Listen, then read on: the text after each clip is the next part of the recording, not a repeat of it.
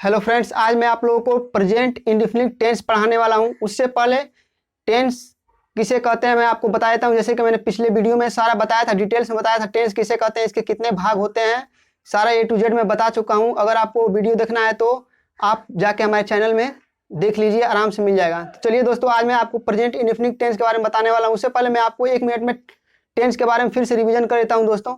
तो टेंस किसे कहते हैं? टेंस से किसी क्रिया के होने के समय तथा इसकी पूर्णता की सीमा को ज्ञात होता है दोस्तों।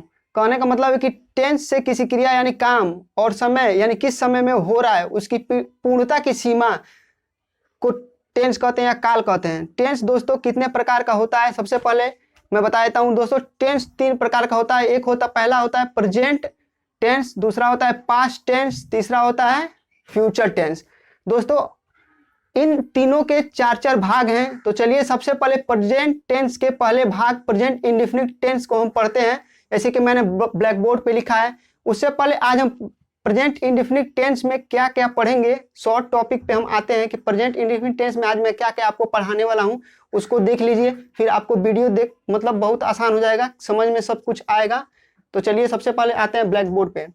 दोस्तों प्रेजेंट इंडेफिनिट टेंस की सबसे पहले यहाँ पहचान हम कैसे करेंगे, उसके बाद से प्रेजेंट इंडेफिनिट टेंस में कितने सेंटेंस होते हैं इसको हम देखेंगे।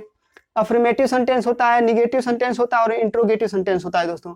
उसके बाद से आई जबकि सिंगुलर है फिर भी इसके साथ प्लूरल वर्ब क्यों प्रयोग करते हैं ये जानेंगे। निगेटिव और इंट्रोगेटिव सेंटेंस में डू डज हेल्पिंग वर्ब जो कि है इस क्रिया का भी प्रयोग करना पड़ता है, क्यों करना पड़ता है ये जानेंगे। सिंगुलर नंबर सब्जेक्ट के साथ डज का प्रयोग करते हैं और प्लूरल नंबर सब्जेक्ट के साथ डू का प्रयोग करते हैं दोस्तों। तो चलिए पूरा डिटेल्स में आज हम पढ़ते हैं प्रेजेंट इंडेफिनिट टेंस। अगर दोस्तों वीडियो आपको अच्छा लगेगा तो जरूर चैनल को सब्सक्राइब कीजिएगा, क्योंकि आपको यहाँ पर इंग्लिश ग्रामर के पूरा A to Z सिलेबस पढ़ाने वाला हूँ और आपको पूरा वीडियो मिलेगा, क्योंकि आप हमारे चैनल को सब्सक्राइब करेंगे तभी जाके आपको वीडियो जब भी मैं अपलोड करूं तो पहुंच जाएगा। चलिए प्रेजेंट इंडेफिनिट टेंस किसे कहते हैं ब्लैक बोर्ड पे देखते हैं दोस्तों। प्रेजेंट इंडेफिनिट टेंस उस काल को कहते हैं जो अब है। कहने का मतलब है प्रेजेंट इंडेफिनिट टेंस उस काल यानी उस समय को कहते हैं जो अब है। जैसे कि मैं आपको इंग्लिश ग्रामर पढ़ाता हूं तो मतलब जो पढ़ाने का कार्य हो रहा है वो अभी हो रहा है, मतलब मैं पढ़ाता हूं या आप इंग्लिश पढ़ते हैं। ये वाक्य प्रेजेंट इंडेफिनिट टेंस का पहचान है। जैसे कि मैं आपको इंग्लिश ग्रामर पढ़ाता हूं यानी ता आ रहा है लास्ट में और हो आ रहा है, यानी प्रेजेंट इंडेफिनिट टेंस की पहली पहचान हो गई। उसके बाद से इसे पहचानने के लिए वाक्य के अंत में ता है, ते है, तो है और ते हो आता है दोस्तों। इसे आप आराम से पहचान लेते हैं। हिंदी में कोई वाक्य होगा जिसके अंत में ता है, ते है, ती है, तो हो आए तो समझिए कि वो प्रेजेंट इंडेफिनिट टेंस की बात हो रही है। उसके बाद से दोस्तों यहाँ पे लिखा है अफर्मेटिव सेंटेंस, यानी अफर्मेटिव प्रेजेंट इंडेफिनिट टेंस को कैसे अब हम वाक्य के रूप में बनाते हैं। तो पहला आता है अफर्मेटिव सेंटेंस। तो दोस्तों अफर्मेटिव सेंटेंस किसे कहते हैं चलिए मैं आपको बताता हूं ब्लैक बोर्ड पे। अफर्मेटिव सेंटेंस दोस्तों प्रेजेंट इंडेफिनिट टेंस में अफर्मेटिव सेंटेंस उस वाक्य कहते हैं जो कि सकारात्मक हो। इसको बनाने के नियम क्या है सबसे पहले मैं बताता हूं, फिर उसके बाद से मैं आपको एग्जांपल के रूप में बना के दिखाऊंगा कैसे आप टेंस को बनाएंगे। तो सबसे पहले अफर्मेटिव सेंटेंस का नियम है सब्जेक्ट प्लस वर्ब का फर्स्ट फॉर्म प्लस ऑब्जेक्ट।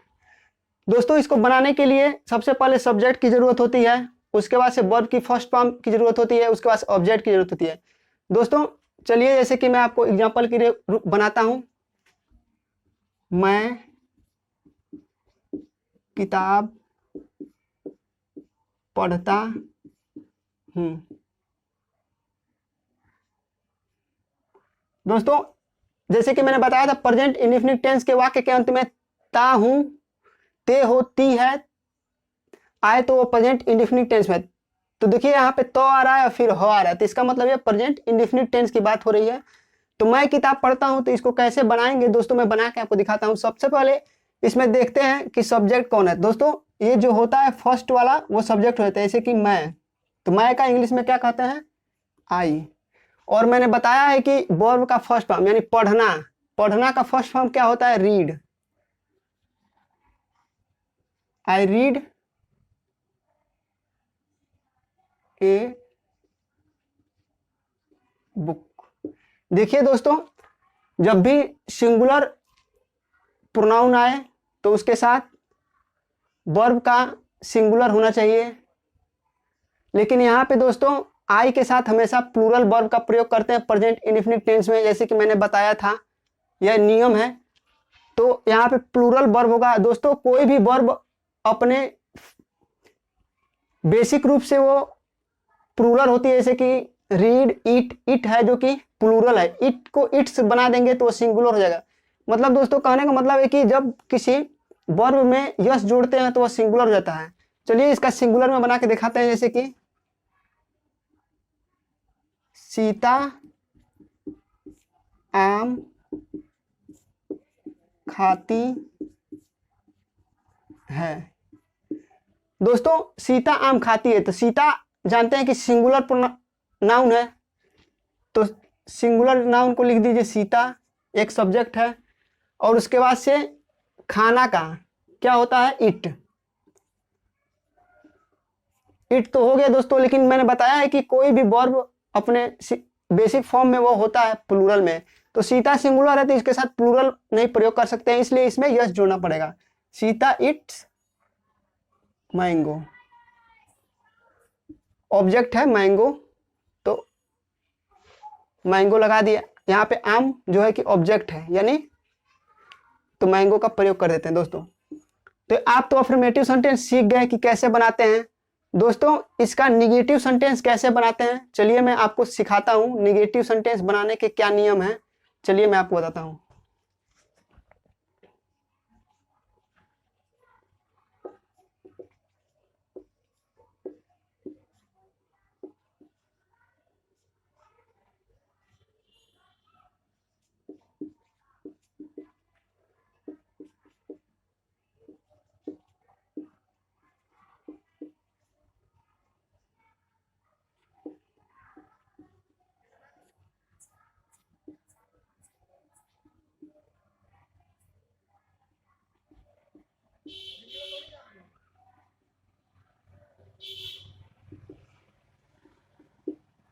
दोस्तों निगेटिव सेंटेंस बनाने के लिए सब्जेक्ट प्लस डू या डज का प्रयोग करते हैं, एक हेल्पिंग वर्ब इसमें जुड़ जाता है दोस्तों। उसके बाद से नॉट का प्रयोग करते हैं, उसके बाद से वर्ब का फर्स्ट फॉर्म प्रयोग करते हैं, उसके बाद से ऑब्जेक्ट का प्रयोग करते हैं दोस्तों। जब दोस्तों डू या डज का प्रयोग होता है और वो निगेटिव में होता है, तो यहाँ पे जो कि सीता इट्स मैंगो यानी सीता आम नहीं खाती है, तो उसमें दोस्तों इट में इट्स नहीं जुड़ेगा, क्योंकि यहाँ पे डू या डज एक हेल्पिंग वर्ब आ गया है। तो जैसे कि सीता के साथ सिंगुलर है, तो दोस्तों डज जो कि है वह सिंगुलर हेल्पिंग वर्ब है, और डू है कि प्लूरल है। तो यही दोस्तों जब सिंगुलर जब हेल्पिंग वर्ब जुड़ जाएगा तो उसमें वर्ब में मेन वर्ब में यह जोड़ने की जरूरत नहीं है। चलिए मैं आपको बना के दिखाता हूं। सीता आम नहीं खाती है। दोस्तों इसका कैसे बनाएंगे चलिए मैं दिखाता हूं। सबसे पहले सब्जेक्ट, तो सब्जेक्ट क्या है, सीता, और उसके बाद से डू या डज का प्रयोग करना है। तो मैंने बताया है कि सिंगुलर नाउन या प्रोनाउन के साथ हमेशा डज का प्रयोग होता है, तो डज लिख देते हैं, सीता डज। और उसके बाद से नॉट तो लिखेंगे ही, नॉट। उसके बाद से वर्ब का फर्स्ट फॉर्म इट, ऐसे कि यहाँ पे इट्स नहीं होगा क्योंकि ऑलरेडी डज का प्रयोग हो गया है, एक हेल्पिंग वर्ब जुड़ चुकी है, इट मैंगो। दोस्तों ऐसे ही बनाते हैं। अगर मान लीजिए कि इसका प्लूरल प्रोनाउन लेके बनाना हो तो कैसे बनाएंगे मैं सिखाता हूं। मैं किताब नहीं पढ़ता हूं। दोस्तों इसका मैं किताब नहीं पढ़ता हूं, आई के साथ डू का प्रयोग होगा, आई डू। उसके बाद से नॉट का प्रयोग होगा, आई डू नॉट। वर्ब का फर्स्ट फॉर्म पढ़ना का रीड, बुक। ऑब्जेक्ट क्या है, बुक। देखिए दोस्तों कितने आसानी से आपको मैं ट्रांसलेशन सिखा रहा हूं। दोस्तों आपको ट्रांसलेशन 1-2 घंटे का वीडियो बनाकर उसमें बता देते हैं, लेकिन दोस्तों कभी भी आप जीवन में उस पैटर्न से पढ़ेंगे तो ट्रांसलेशन समझ में नहीं आएगा, क्योंकि आपको 2 घंटे जो पढ़ाएंगे वो पूरा का पूरा टॉपिक इंपॉर्टेंट होता है, और कोई भी आदमी 2 घंटे के पूरे टॉपिक को पढ़कर याद नहीं रख सकता है। वह उसमें से इतना ज़्यादा मिस कर देगा कि फिर उसे बार बार पढ़ना पड़ेगा, बार बार, और कंफ्यूजन बना रहेगा दोस्तों। इसलिए मैं सोचा हूँ कि शॉर्ट वीडियो बना के आपको आराम से एक 10-10 मिनट 15-15 मिनट का वीडियो बना के आपको आराम से पूरा टेंस सिखा दूँ। 10-15 वीडियो लगेंगे, आराम से पूरा सीख लीजिएगा, जीवन में आप कभी भूलेंगे नहीं। इसलिए दोस्तों मेरे चैनल को सब्सक्राइब कीजिए, क्योंकि मेरा चैनल नया है, और बेल आइकन को इसलिए प्रेस कर दीजिएगा इसे कि मैं जैसे ही वीडियो अपलोड करूं तो आपके पास पहुंच जाए। दोस्तों लास्ट में क्या आता है, इंट्रोगेटिव सेंटेंस आता है, इसको कहते हैं प्रश्नवाचक। ऐसे कि क्या सीता आम खाती है, ये भी तो हो सकता है दोस्तों। तो चलिए इंट्रोगेटिव सेंटेंस में आपको दिखाता हूं कैसे बनता है इंट्रोगेटिव सेंटेंस।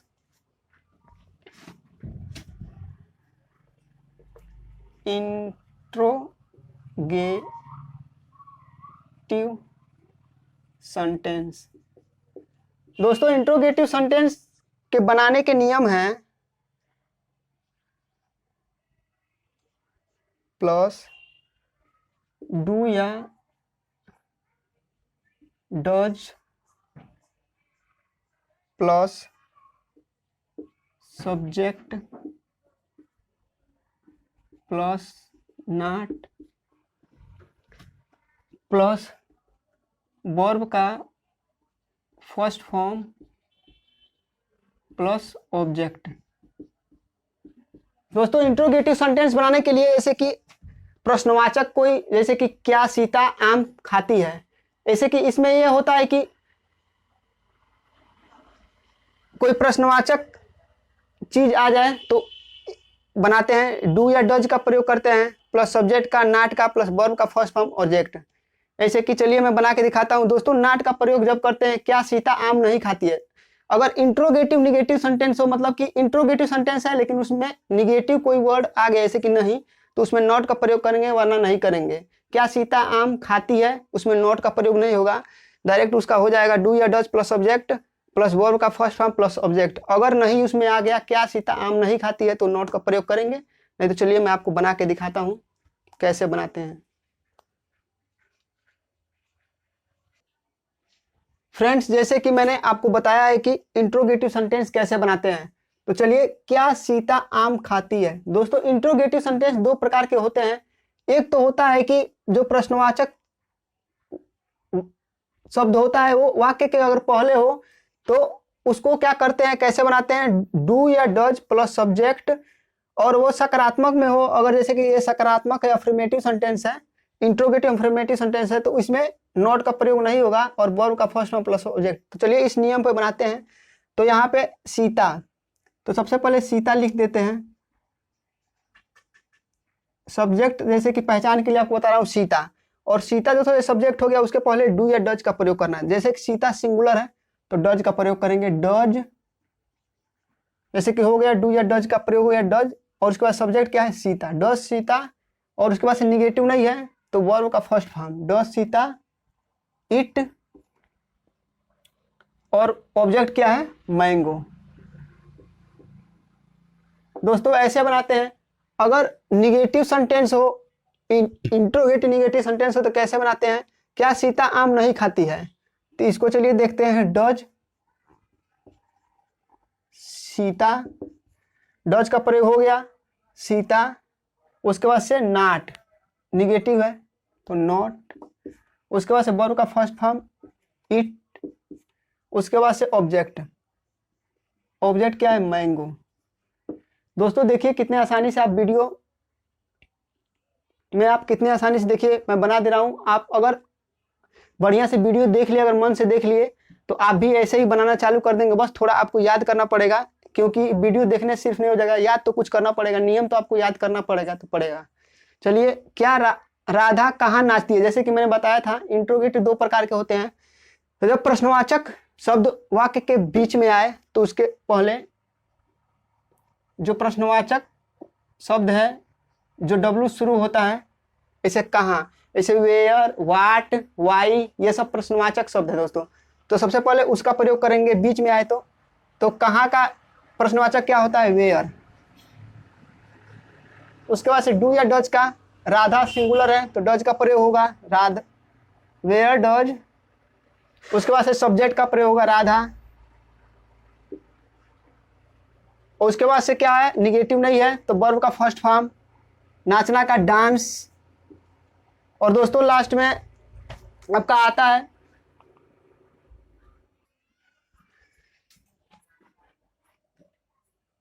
तो देखिए दोस्तों बन गया वेयर डज राधा डांस। अब दोस्तों अगर प्रेजेंट इंडेफिनिट टेंस का इंट्रोगेटिव सेंटेंस प्रश्नवाचक शब्द से शुरू भी हो और निगेटिव हो तो उसको कैसे बनाएंगे। बीच में देखिए एक प्रश्नवाचक चीज है क्यों, तो क्यों को सबसे पहले लिखेंगे वाई। उसके बाद से क्या आता है डू या डज, तो वह क्या है, सिंगुलर है, ही सिंगुलर, तो वाई डज। उसके बाद से क्या आता है सब्जेक्ट, तो सब्जेक्ट किसमें क्या है, ही, वाई डज ही। उसके बाद से क्या आता है नॉट, नॉट का प्रयोग कर देते हैं। उसके बाद से क्या आता है वर्ब का फर्स्ट फॉर्म, तो रहना का क्या होता है लीव, फर्स्ट फॉर्म लीव होता है, LIV लीव। उसके बाद से ऑब्जेक्ट, ऑब्जेक्ट क्या है हियर, यहाँ पे सॉरी प्लस जोड़ दिया हूँ हियर, यानी। और दोस्तों कोई भी प्रश्नवाचक वाक्य हो तो उसको कैसे लिखते हैं, यहाँ पे कभी भी हम खड़ी पाई नहीं देंगे, ऐसे करके लिखते हैं। इस पे भी नंबर आपका कट सकता है, ये प्रश्नवाचक चिन्ह है, इसका प्रयोग करते हैं।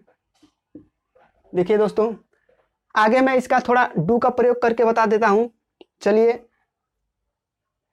वे यहाँ क्यों नहीं रहते हैं। दोस्तों इसका होता है क्यों का हो गया वाई, वे प्लूरल है तो उसको कैसे बनाएंगे, प्लूरल को बनाने के लिए डू का पढ़ेंगे, वाई डू, दे सब्जेक्ट हो गया दे। उसके बाद से क्या आता है नॉट, फिर वर्ब आता है लीव, ऑब्जेक्ट क्या है हियर।